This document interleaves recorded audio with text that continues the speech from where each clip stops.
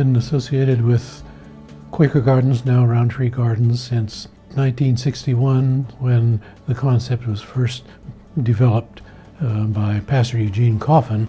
Eugene Coffin was very concerned about the aging members of our church. He was concerned about having a place for them to live.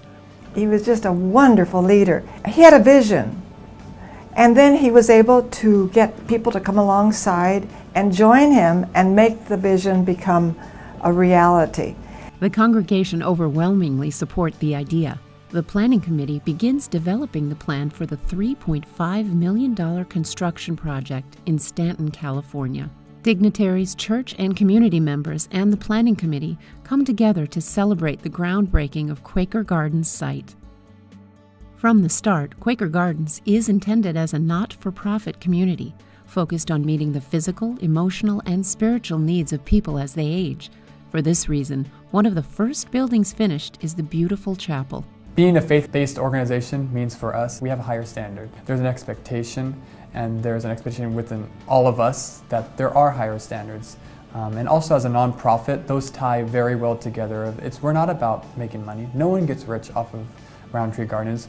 It all gets reinvested back into the community, and it's all about higher standards for employees, higher standards and quality of care and compassion to community members. Margaret Manning, a member of Reverend Eugene Coffin's Alamedas Friends Church, joins Quaker Gardens as the community's first resident.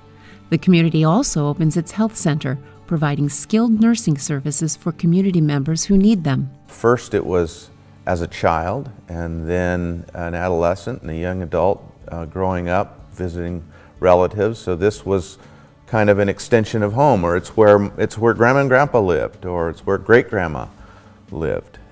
It's a place of ministry, and for me, honoring those that are in our family or in our extended family, our extended church family, is a significant thing. People in their old age are honored and cared for. Eugene Coffin and his wife Jean Coffin, they were actual residents here too, so I got to know them, be a part of their life, pray with them.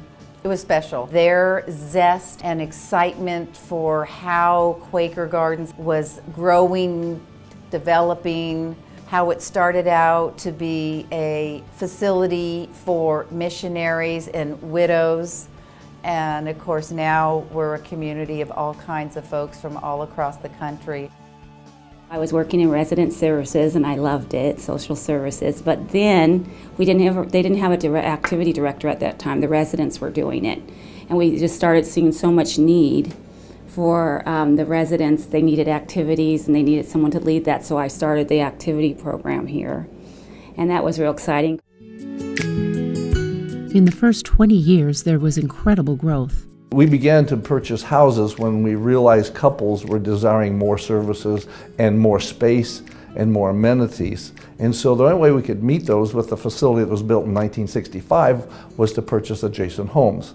So began in 1979 purchasing homes and moved south and purchased all 4 homes on Dale Street in the early 80s.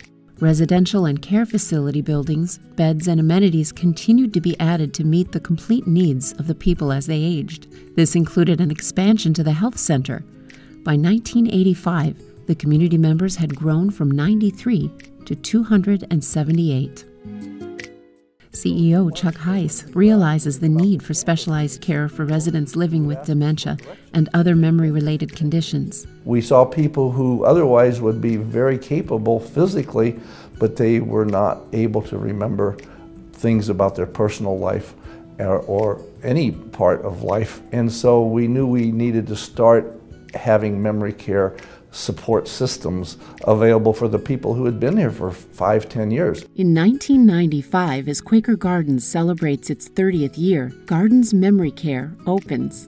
The 5 levels of care that we offer give opportunities for service.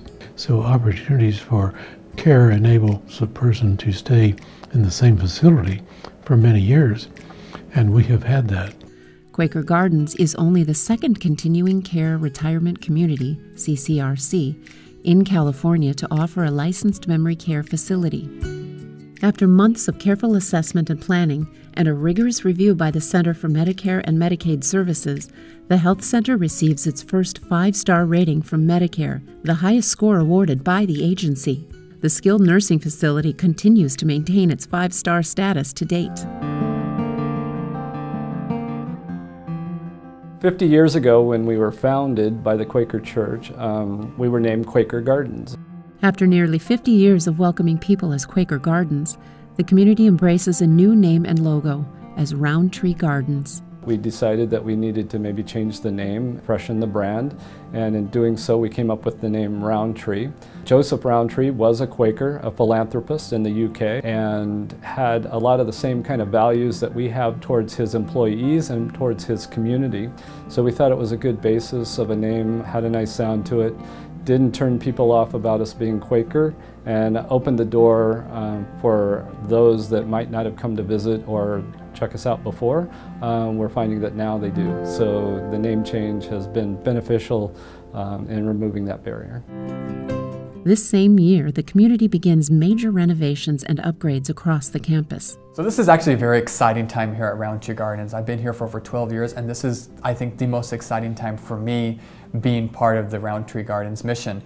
We have invested, and we are planning on continuing to invest significant amount of capital to really make this feel more like a home, not only for current community members and current family members, but also the community member that is 5 years out, 10 years away from coming to Roundtree Gardens. One example is really enhancing the sense of community and the sense of fellowship. That's why we recently renovated one of our courtyards to include an outdoor dining experience with the outdoor barbecue. So not only are you able to have fellowship around a table, you're able to have fellowship during a mealtime outside in beautiful Southern California weather where it hardly ever rains, and have that time of, you can have family out there and have that time of friendship and fellowship. The key is every time you make a decision, how does that impact the residents? Not just the residents today, but the residents for next year, 5 years. And that's where Randy and Richard have just done an outstanding job as they are preparing this campus and this facility. The next 50 years at Roundtree Gardens is going to continue with our commitment as a faith-based organization to serve as a ministry to seniors, to serve seniors' families, and that might look different within 50 years, but services, commitment, devotion, and compassion will always be there. Roundtree Gardens is going to continue the legacy that it's had for the first 50 years and even build a new legacy that is relevant and exciting to this generation and to my generation.